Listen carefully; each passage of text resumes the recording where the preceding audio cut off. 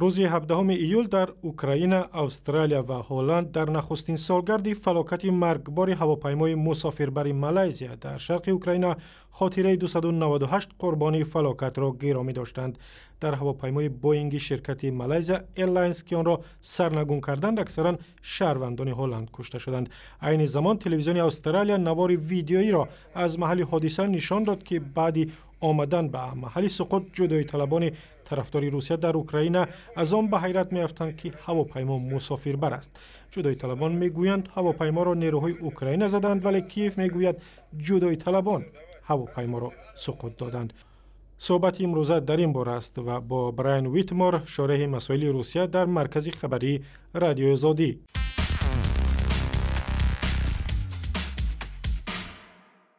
براین، ویدیوی نو چی را نشان می‌دهد؟ آیا دلیل آن است که هواپیما را در واقع جدایی طلبان طرفدار روسیه زدند؟ این ویدیو همچون یک شهادت نو دلیل‌های پیشینه درباره سقوط هواپیما را ثابت می‌کند که هواپیمای شرکت هواپیمایی مالزیا را جدایی طلبان طرفدار روسیه با استفاده از موشک بوک زدند. این موشک را روسیه به آنها داده است. ویدیو در اصل نشان می‌دهد که جدایی طلبان به محل حادثه با هدف جستجوی خلبان‌های اوکراینی می‌روند. آنها اعتقاد داشتند که هواپیمای نظامی اوکراین را زدند، ولی وقتی می‌بینند که هواپیمای مسافربر را زدند به حیرت می‌افتند. دیگر چیزی خجالت‌آوری که ویدیو نشان می‌دهد این است که جدایی طلبان اشیای شخصی قربانیان را جستجو کرده می‌گیرند و اظهار تعجب می‌کنند که هواپیمای مسافربر را زده‌اند. ویدیوی نو چیزی نوی را ثابت نمی‌کند، بلکه دلایل‌های دیگری را ثابت می‌کند که ما از گزارش‌های پیشینه خدمات اطلاعاتی غربی، تحقیقات خبرنگاران، مکالمه بین جدایی طلبان، عکس‌های ماهواره‌ای می‌دیدیم. همه این کاملا واضح نشان می‌دهد که 17 ایول سال 2014 چی واقعه رخ داد. مالزیا و چندین کشور دیگر خواستند که برای جزا دادن گناهکاران حادثه باید دادگاه بین المللی تشکیل شود. در صورت چنین پیشنهاد به شورای امنیت آیا امکان تشکیل چنین دادگاه وجود دارد؟